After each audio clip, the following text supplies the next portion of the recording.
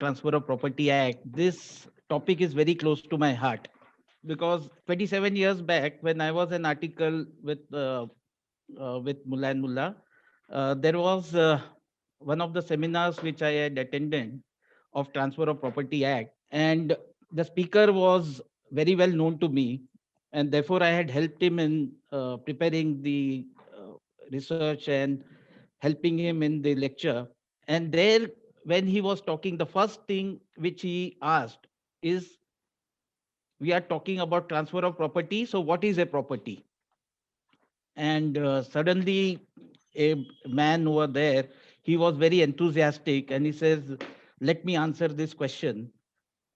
And the speaker said, all right, fine, just please let us know what is a property. The man enthusiastically got up and he said that, भैया क्या है कि हमारा canteen में जब हमारा रामू चाय बहुत अच्छे से बनाता है ना, तो हम सब कहते हैं कि प्रॉपर्टी हो गया करके. तो एवरीबॉडी वाज स्टन्ड कि प्रॉपर्टी, ये चाय कहाँ से आ गया. So but the speaker took it very nicely and he said that yeah ये property जो बनता है वो भी एक property है and that can also be transferred. So I remember that incident very well, and therefore I took up this topic of Transfer of Property Act. The first important point which everybody has to really understand is transfer of property is part of a contract, right? It's part of a contract, and therefore, whatever enactments relating to Contract Act is to be taken as part, you know, of Contract Act. Whatever the enactments relating to Transfer of Property Act is to be taken as part of the Contract Act, and certain parts of it which is relating to registration, registration of a sale document, lease, gift, are to be taken as supplemental to the Registration Act. Okay. So the first important part is that everything over here is to be taken also to be part of the Contract Act. So every features relating to Contract Act are also part of the Transfer of Property Act. So therefore, persons competent to contract is to be taken as part of the contract, as part of the Transfer of Property Act. Whatever are the provisions relating to a competent person in the Contract Act would be part of the Transfer of Property Act. Secondly, relating to fraudulent transfer or consideration or public policy, all that would also be kind of seen to be enacted in Transfer of Property Act. So now question is, what is the transfer of property? So the first part is property. The property is either tangible or intangible, both. Tangible includes an immovable property and a movable property. Intangible is the intellectual property, that is, or goodwill, which cannot be seen, and that example is trademark or copyright. Now the question arises, what is an immovable property? Immovable property under the act is a very wide expression. It is a negative definition. It just says immovable property does not include standing timber, growing crop, or grass. So whatever is not in a position to move is considered to be an immovable property. And definitely then what can move is a movable property. Movable property can be even money. Money also is a concept which is transferable under the Transfer of Property Act. So this is a very, very wide act. But what is important is this act is governing transfers between living persons, right? For a non-living person, we know that there is succession act. For non-living persons, any transmission taking place, any transfer taking place, that is under the relevant succession laws. So under the Transfer of Property Act, a transfer of property is an act whereby living persons who are competent to contract and entitled or authorized to dispose of property by an instrument which is not a non-testamentary instrument, which is a non-testamentary instrument, not a testamentary instrument, to another living person who is competent to contract. Such a transfer can be to be taking effect in present or in future. Also, such a transfer can, in certain circumstances, be even oral.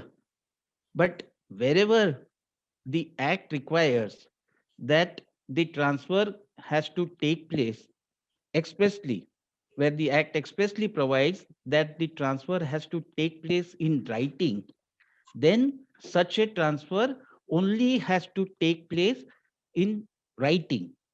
Okay, wherever the act provides that it has to be by registration, it has to be under a registered document. So this is a very salient feature of Transfer of Property Act. Now, a living person includes even a company, an association, or body of individuals, whether they are incorporated or not. But the important aspect to be noted is a person has to be living person.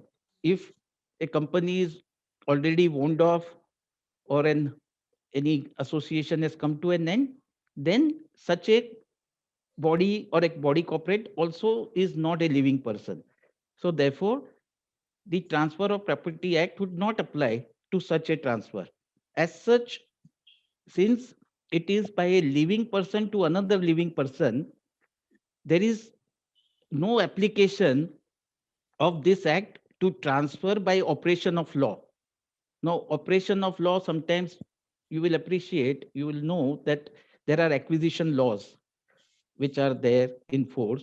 So, to such a transaction, this act would not become applicable, and nor also to succession which takes place after demise of a person. And for that, Indian Succession Act or the personal laws of every religion would take effect. So, important aspects of a transfer of when a transfer is to take place is an act by a living person transferring his interest, whatever interest in the property, to another living person who is competent to transfer. So, very, very important part. Then the question arises, what can be transferred? It's another very important aspect. You see, everything the act provides, everything can be transferred, except it says under the section 6, there are some 9 which is specified. Plus, it says anything which under any other law in force cannot be transferred. So, important aspect which has to be considered, that what are those which cannot be transferred. Those is like a chance of an heir apparent succeeding to an estate.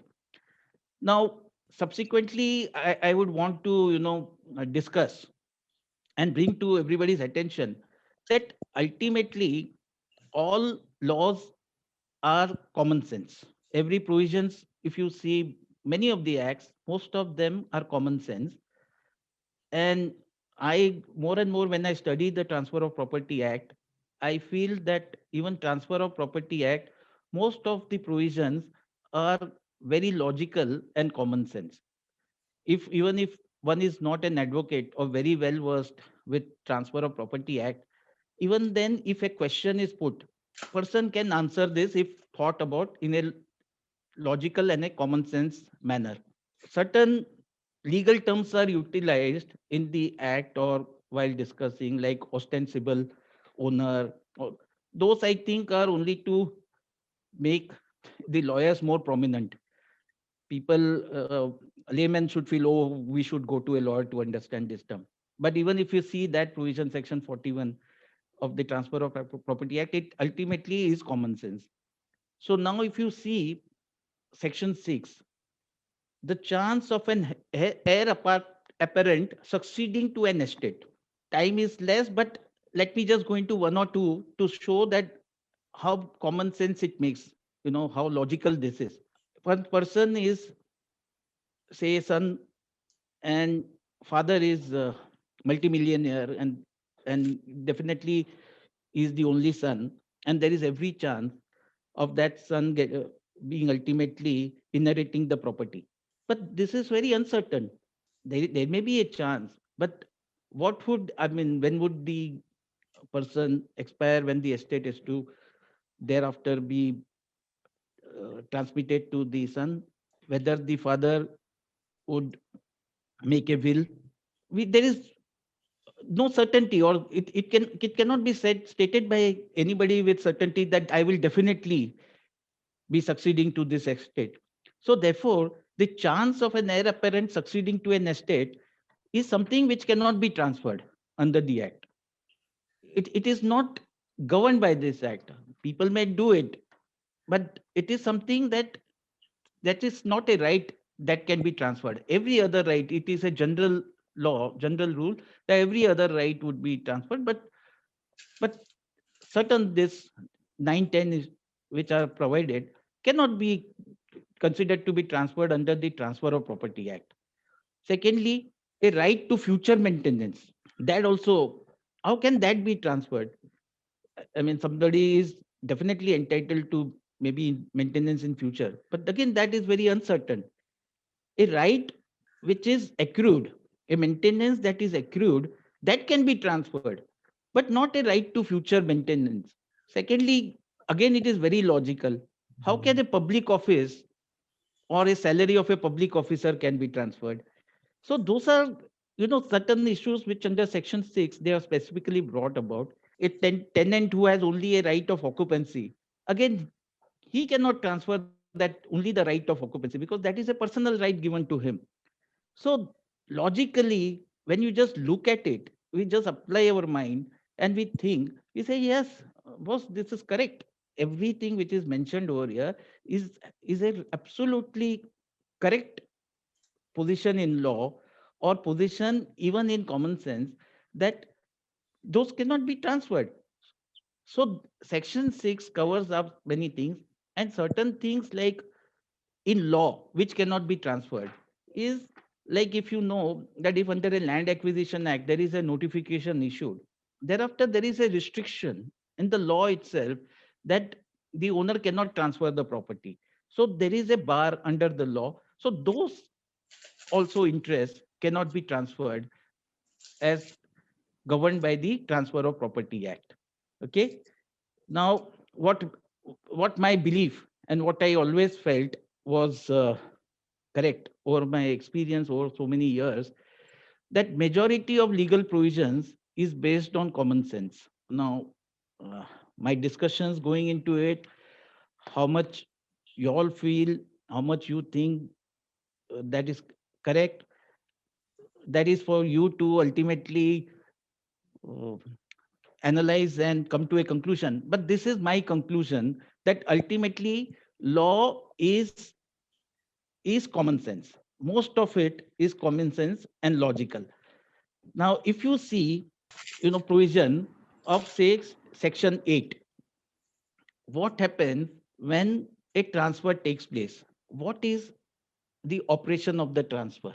So it means that when the transferee acquires or is transferred anything, he acquires all the interest in the property which the transferor is then capable of passing in the property, unless different intention is expressed or necessarily implied. This, don't you think that this is logical?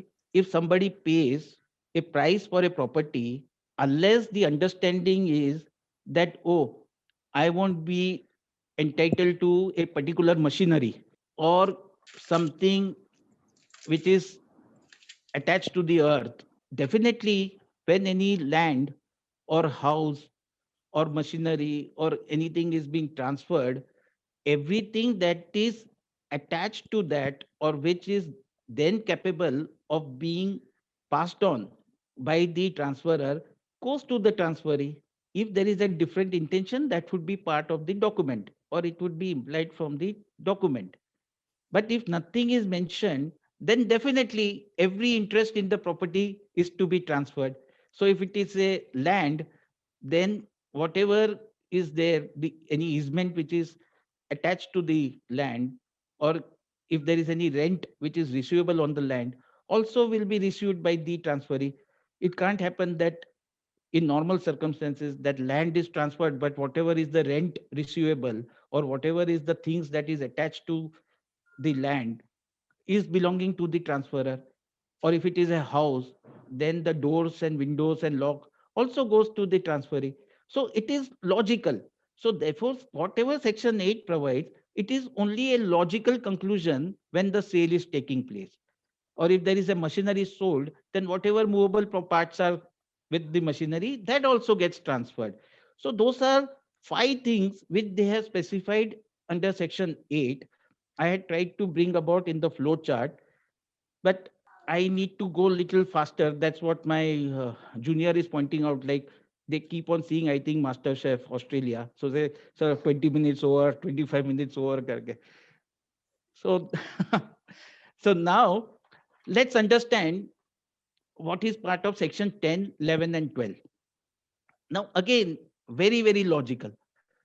Transfer taking place and the transferor saying, sorry, I will transfer this, but after this, you cannot part or dispose of your right in the property. I mean, what has transferee done wrong? What offense has he done that he should be told that you will not part or dispose of your interest even after he has paid the entire consideration? So such a condition is absolutely void. I mean, it is of no consequence. You do not even have to go to the court to have it declared that it is bad in law. It's by law itself, it is bad in law, void, not in existence, kind of. Now, in this case, one of the exceptions is for a married woman who is not a Hindu, Mohammedan, or Buddhist. Now, when some beneficial interest in a property is transferred to her, there can be a restriction to her that during her marriage, she cannot transfer or have any charge on the same or on the beneficial interest. Now, this was in 1882, whether 2020, whether it would be hit by Article 14, how the courts would look at it, that's a different issue. How many of our lady participants uh, consider this and uh, whether they take exception to this, whether they approve of it is a different issue. But till today, such a provision is in force.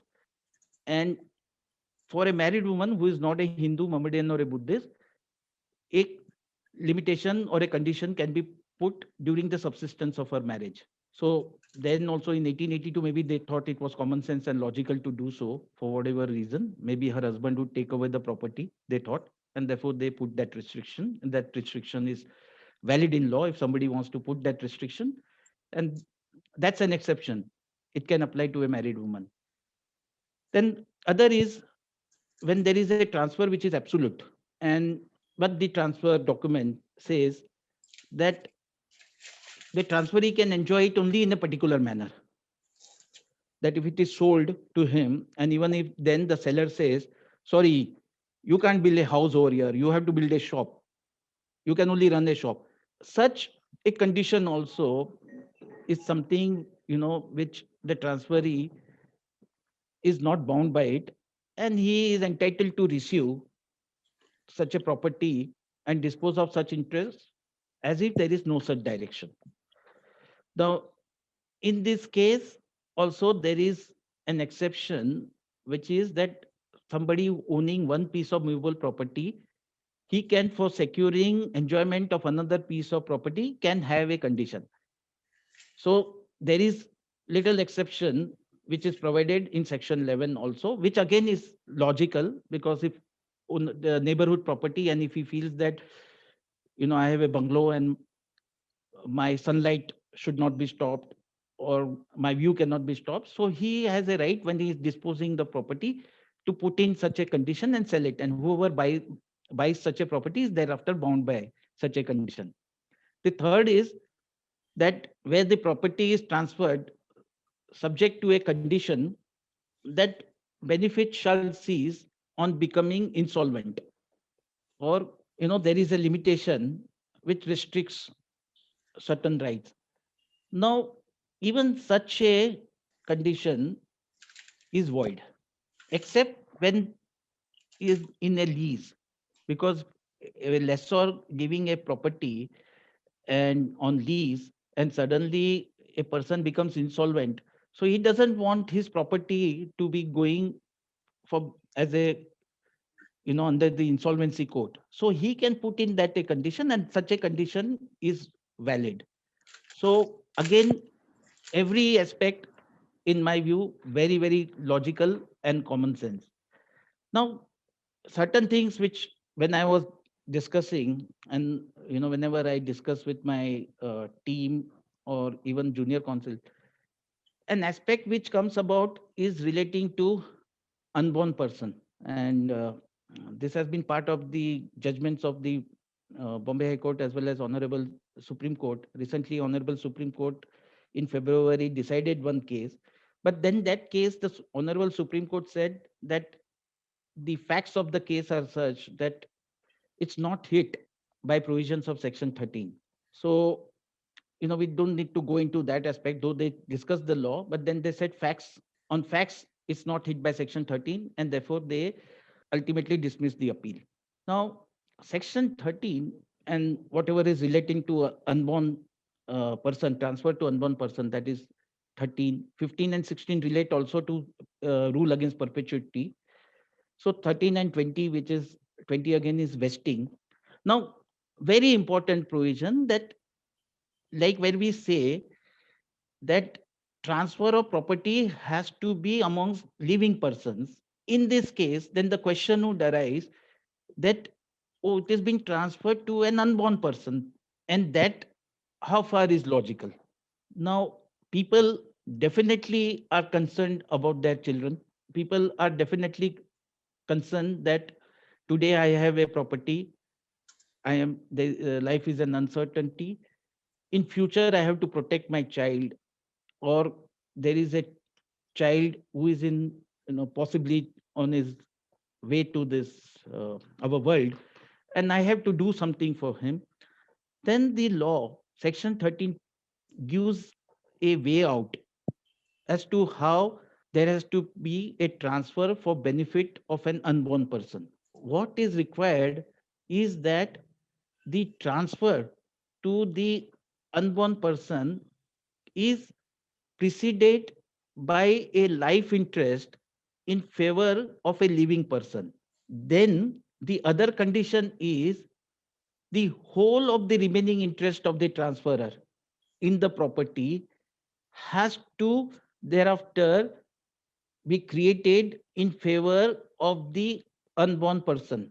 That is the two preconditions. If either of them is not there, then there cannot be a transfer for benefit of an unborn person. So, law has tried to take care of certain eventualities which are practical and which are faced by people, and it has tried to provide a solution or a way out to them. So, again, very, very logical thinking that person is not in being now. So what you do, you create a life interest or some precedent interest, and on extinguishment of that precedent interest, the entire, the whole of the remaining interest of the transferor goes to the benefit of the unborn child. So this is how Section 13 is. It's very, very complicated, but an interesting section. This entire provisions relating to unborn person as well as the rule against perpetuity is very interesting. And this is something which are not, gone into deeper by, at least whatever I have seen, people have not gone deep into this to make people understand, because more and more it is really relating to the modes of transfer, more and more relating to what is a license or a lease. License, though it is governed by the Easement Act, is considered to be a transfer, and more it is the attention, the ultimate people's entire thought process is only on modes of transfer. But these are certain aspects which are very important, because you can come to modes of transfer only if you know what about all those precedent sections, that is sections which arise from section 8 onwards to section 51. Okay. After that, it is Lis Pendens, it is fraudulent transfer and part performance. All that also we as advocates we encounter. But these are certain sections which we do not encounter every day.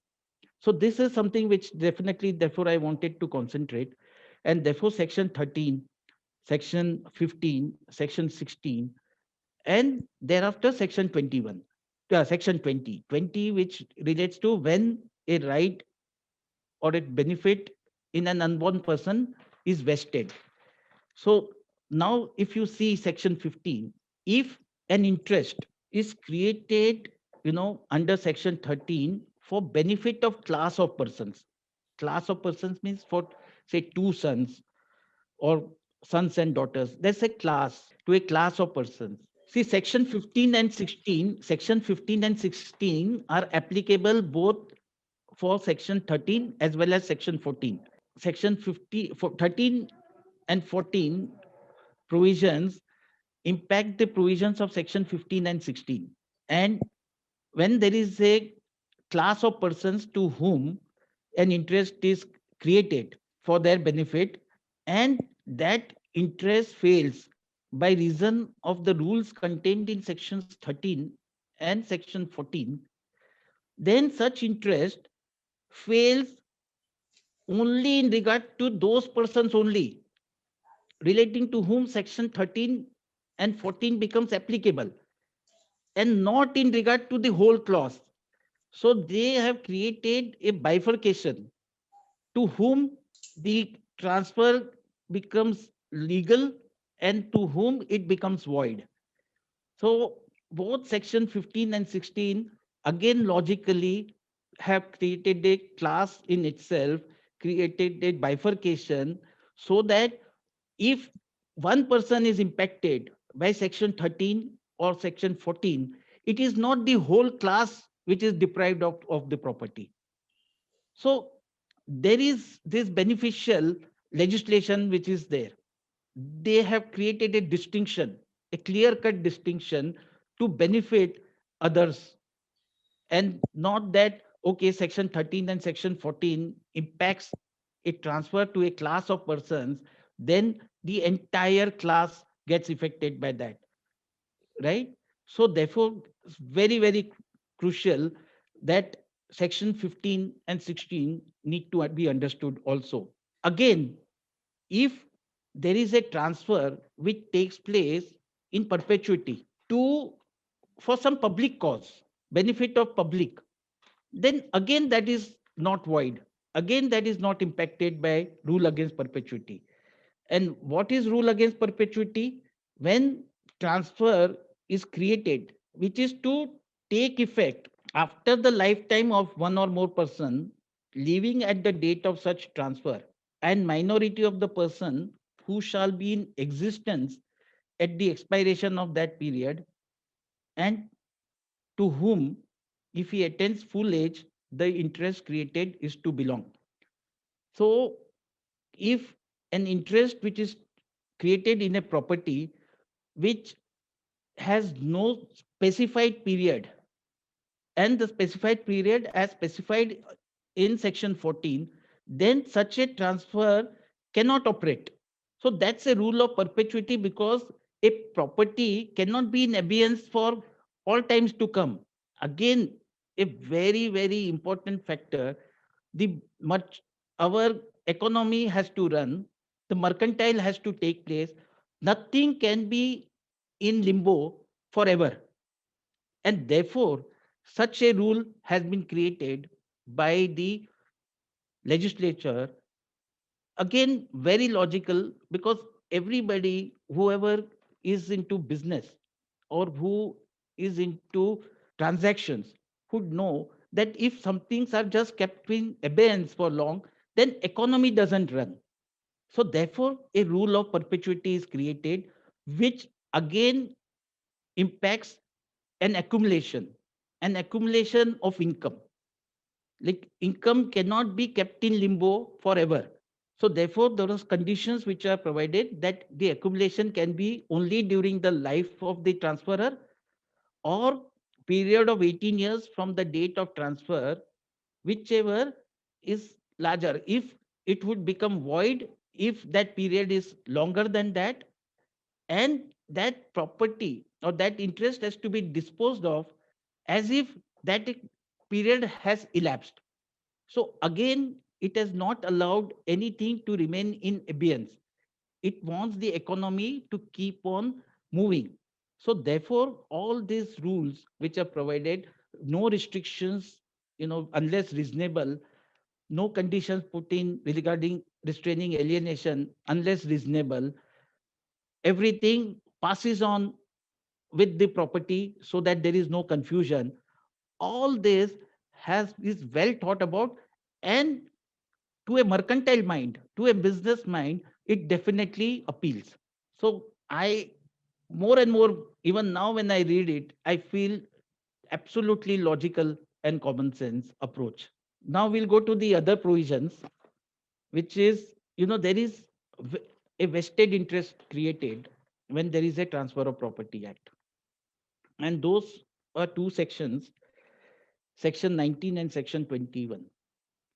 Now, sometimes the property is transferred without there being any specification as to when the transfer is to take effect, or even specifying on happening of an event which normally must happen, or it specifies that it should take effect forthwith. Then the vesting of interest takes place immediately on Transfer of Property Act. Now the question, many times people ask me, what does it mean that on happening of an event which must happen?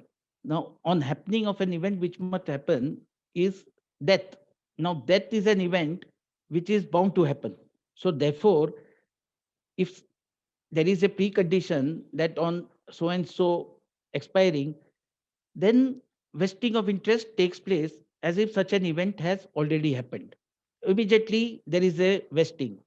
Now there is certain times a condition put in that only on happening of an uncertain event or not happening of an uncertain event, that a property should be transferred.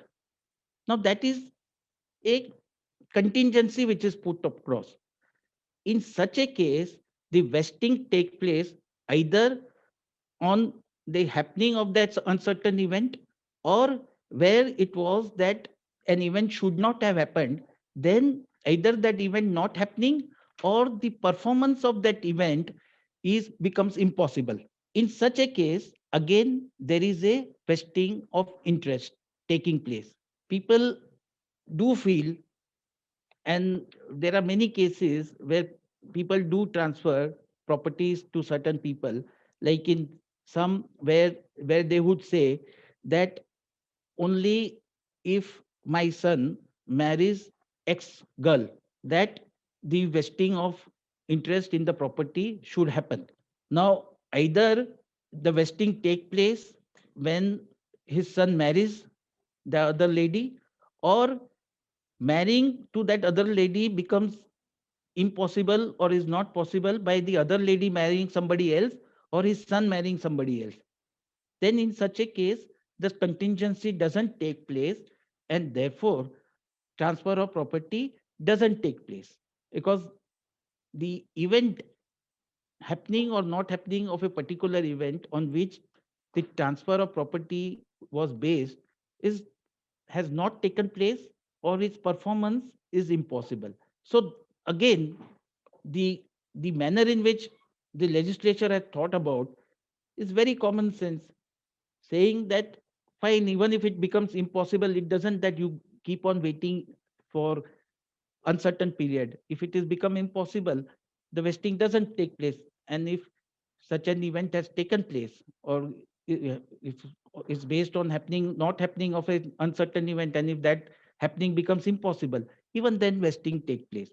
So in such an eventuality, vesting is created.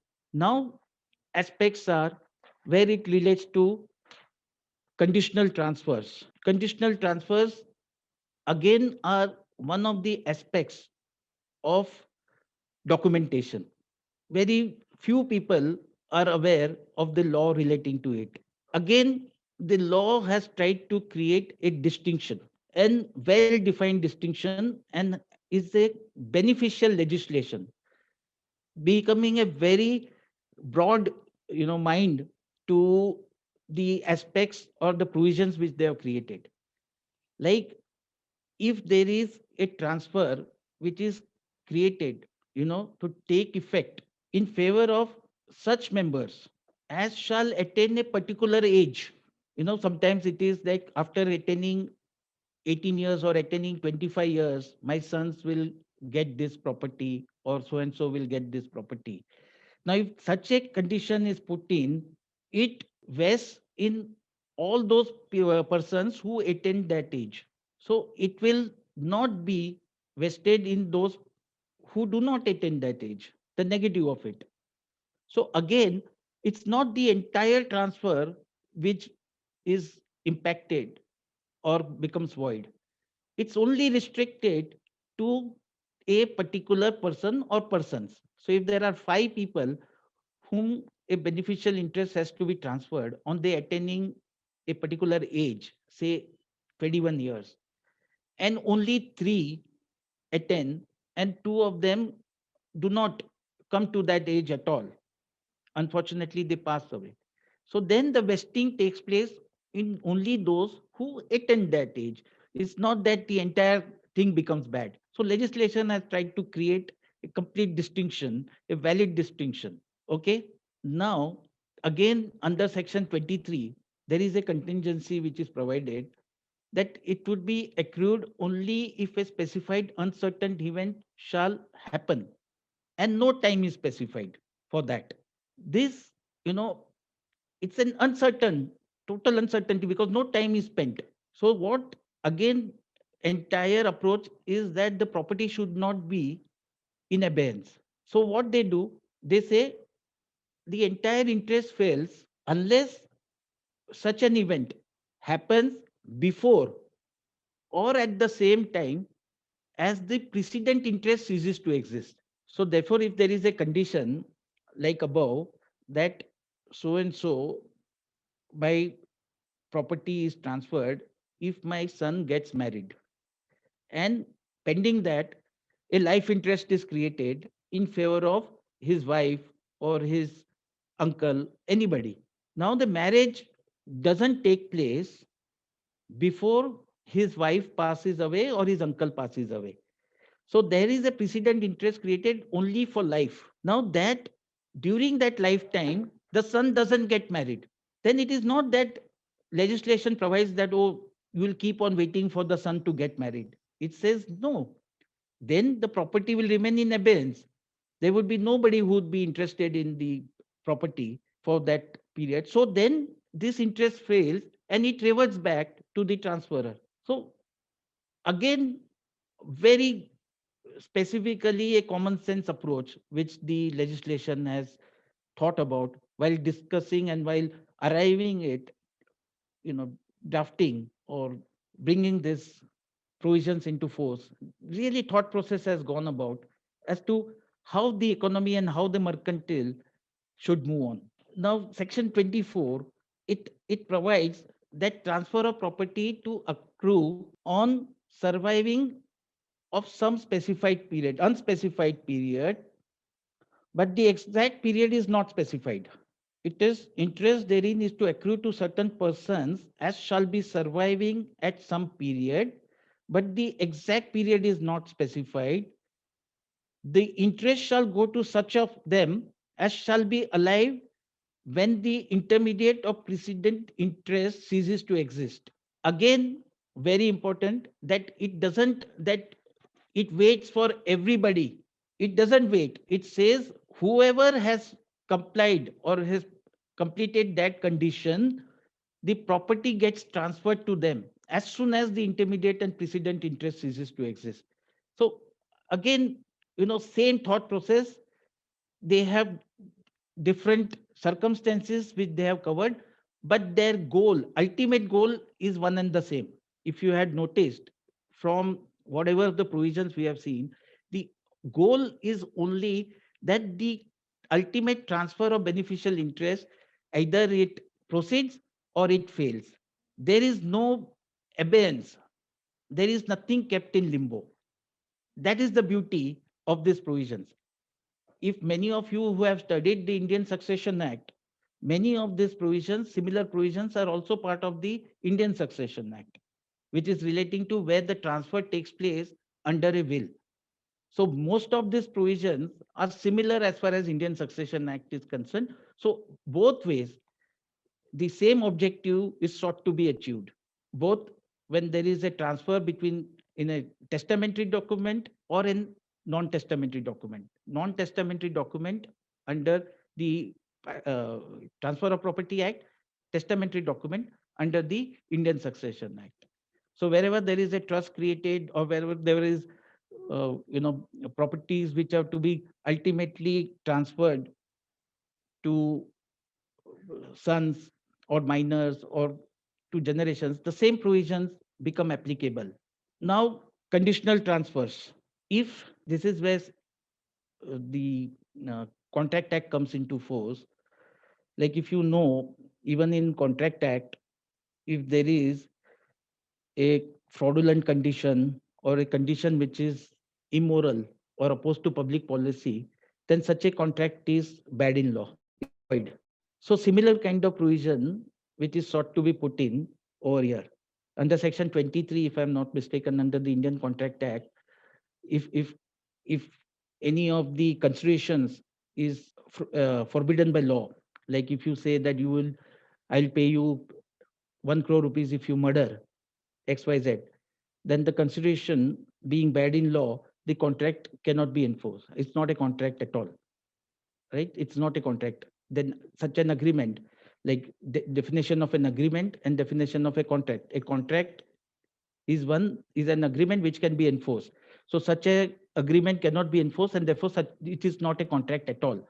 So in this case also, where there is a condition which is put in by court, which is considered to be by court as impossible or forbidden by law, or involves or implies injury, then such a conditional transfer is bad in law.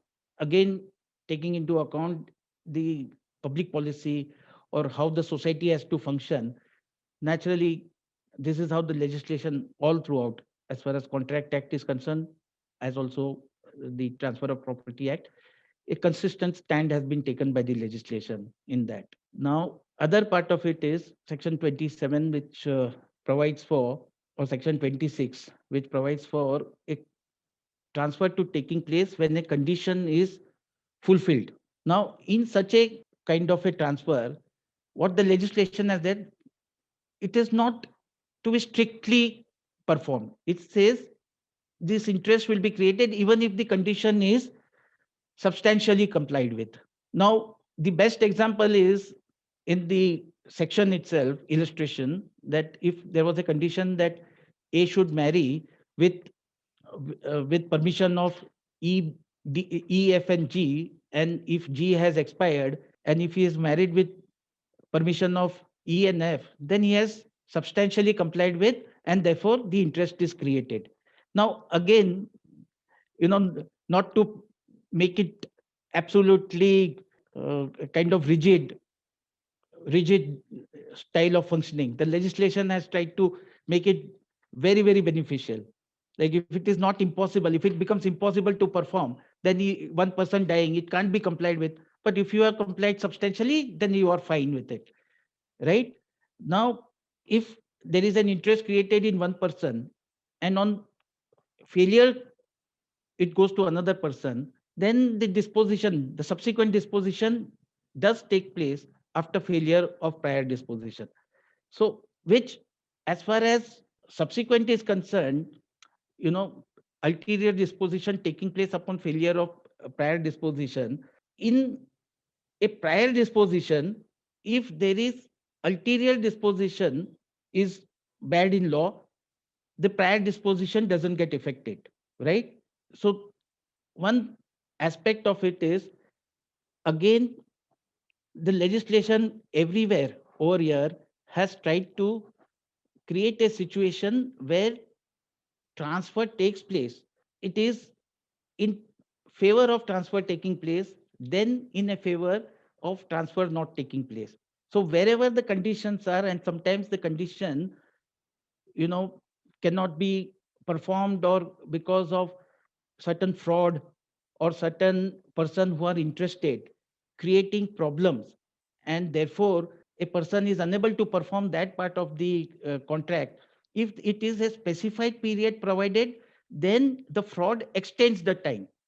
And but if the time cannot, there is no specified time provided, then it becomes valid as far as against the person who created the fraud or who played the fraud. Very important aspect, that there is so much flexibility in all the provisions of this entire earlier aspects of the Transfer of Property Act, which relates to conditional, contingent, condition precedent, whatever ulterior disposition or prior disposition. One important aspect is the flexibility which arrives at. Now, the important provisions, which are two important provisions which I want to bring about, is election, the rules of election. Now, sometimes what happens is, a person, he may, he professes, or he expresses to the world that he has a right to transfer the property, wherein when in reality he has no right to transfer, but he has expressed that he wants to transfer that property. And in that same transaction, when he is transferring the property where he doesn't have any right, he also confers any benefit to the owner of the property. Now, in such a case, the earlier transfer doesn't become void immediately, and that he has, because he has no right to transfer. In such a case, there is a duty of election put upon the owner. So, the owner, what he has to do, he has to either elect to accept the conferring of that right in some other property, or he has to dissent. So the election is given, the option is given to the real owner of the property. And in a case where he dissents, now when he accepts, then that other transfer takes place and the owner gets the other property. But in case if he dissents, then the owner shall relinquish benefit so conferred. He will give up the entire benefit. And logically, again, the benefit so relinquished shall revert to the transferor. So, as far as the owner is concerned, the property doesn't come to him, and everything is square one. But then what happens to the original transferee? He also has to be benefited. So, the transferor has to make good to the disappointed transferee the amount or value of the property attempted to be transferred to him. So it all gets back to square one. Nobody gets or put into loss. Everybody comes back to square one. The transaction, if the owner wants to proceed with, he can proceed with. If he doesn't want to proceed with, then the person who has professed to transfer has to bring it to square one by even compensating the disappointed transferee. Now, there are also four rules in this exceptions which are provided in these four rules, right? Which are where a particular benefit is expressed to be conferred on the owner with the transferor professes to transfer, and such benefit is expressed to be in lieu of that property. If such owner claims the property, he must relinquish the particular benefit, but he is not bound to relinquish any other benefit conferred upon him by the same transaction. So only that particular property which is related to the other transfer he has to give up. If he gets benefit of some other property, for that he doesn't need to relinquish. Everywhere, as we go deeper, and that's how I request whoever wants to, read, maybe who is practicing in property, or now whoever are students and who have to appear for transfer of property act, has to consider all these provisions in a very logical manner. It's very simple if looked at it from a very logical manner, because it provides every condition, and that condition is logically from the mind of a person. One other provision I will show, that acceptance of benefit by the person on whom it is conferred constitutes an election to him to confirm the transfer if he is aware of his duty to elect, and of those circumstances which would influence the judgment of a reasonable man in making an election, or if he waives inquiry into the circumstances. Again, it is for the benefit of the owner, because he says that he has to, for him to have this election, he should be aware of his duty to elect. If he is not aware of his duty to elect, then it is not that he is waiving that circumstances. So again, the owner is to be brought to his notice that he has a power to elect also. Other provisions, which is apportionment, when a transfer is taking place, again, if you look at it, very logical, like upon transfer of interest, if there are any rents, dividends, and other periodical payments, then it is deemed to accrue from day to day and is to be apportioned accordingly. So if there is a transfer taking place, there is a transfer and a transferee, and on a particular day, like say on 4th of December, there is a transfer taking place, then it has to be deemed to be day to day. So till 4th December, the transferor is entitled to this rents, dividends, and other payments. And from 5th of December or 4th of December, whichever day they decide, it would be to the benefit of the transferee. Again, if there is division of property into several shares and there is one owner, but it is sold to several owners, then benefit is to accrue in proportion to the share of the property. So everybody gets the share. This is how, taking care of everybody's interest. It cannot be a dispute that I am entitled to X share and you are entitled to Y share. Everybody is equally entitled to, as per whatever is the proportion to your share in the property. You can take the rent, you can take the dividends, and be happy. So this is how very logically the provisions have been made. Now, if we go where I was talking about the ostensible owner, or where there is, where many now these provisions as 38 to 51, those are where sometimes there is a property which is transferred only by a person who is authorized in certain circumstances to sell it, or where there is a property where there is a charge of maintenance, or there is a transfer where it is by a person who is not the owner. So all those circumstances also the legislation has thought about, and the legislation has provided proper solutions to that, taking into account the good faith of the transferee. Now good faith relates back to notice of a fact. Now under the transfer of property act, good faith means some person, if he has the knowledge of a particular fact, or by reasonable inquiry he would have become become knowledgeable of certain event. So it's not good faith that he is not aware. There is also an implied notice to him. Implied notice means he has to make effort to understand.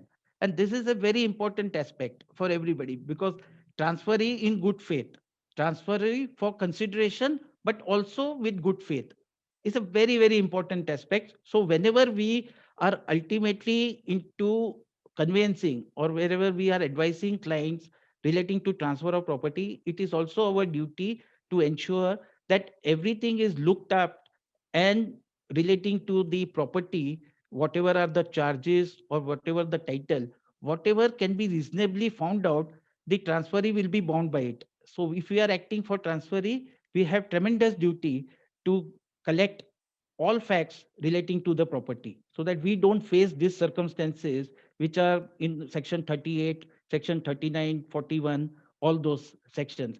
So therefore, in this, what section 38, what it is, that under certain circumstances, if a property could have been transferred and he disposes that property alleging the existence of such circumstances, then for a transferee who is acting in good faith and who has taken reasonable care, it would be deemed that such circumstances existed. So a transferee who is bona fide, who is honest, is protected to the detriment of the real owners, because they allowed the transferee to believe that such circumstances existed.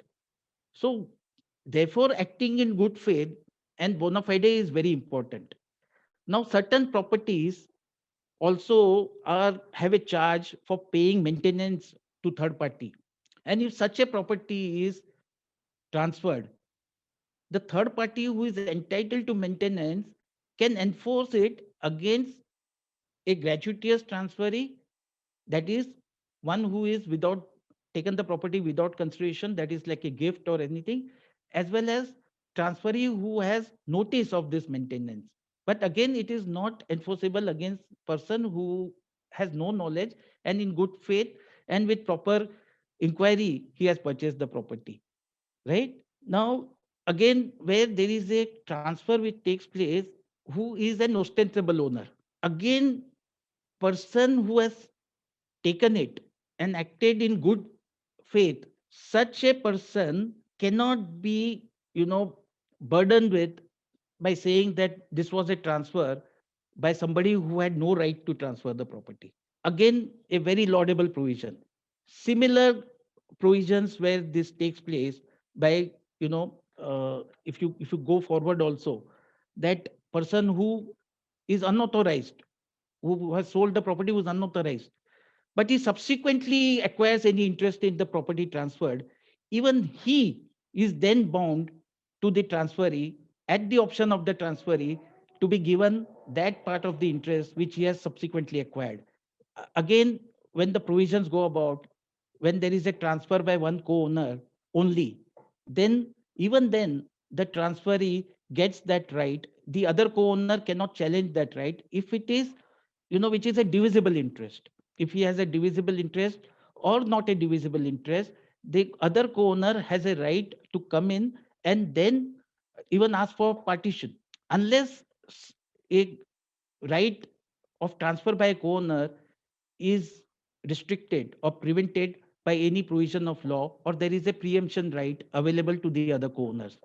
Otherwise, everything is, even by one co-owner, even if it is transferred, the transferee's rights are not jeopardized. All these provisions which are there, which provide for even, bona fide paid rent, bona fide paid to a holder under defective title, everywhere the provisions being to help a person who has acted in good faith, who had no notice and had tried to protect entire interest of honest people. So every provision, every provision of law, every approach of the legislation is to protect bona fide people, people acting in good faith. Very, very common sense approach which is being taken. The main important, which would reinforce our, approach about common sense, is relating to sections 52, 53, and 53A.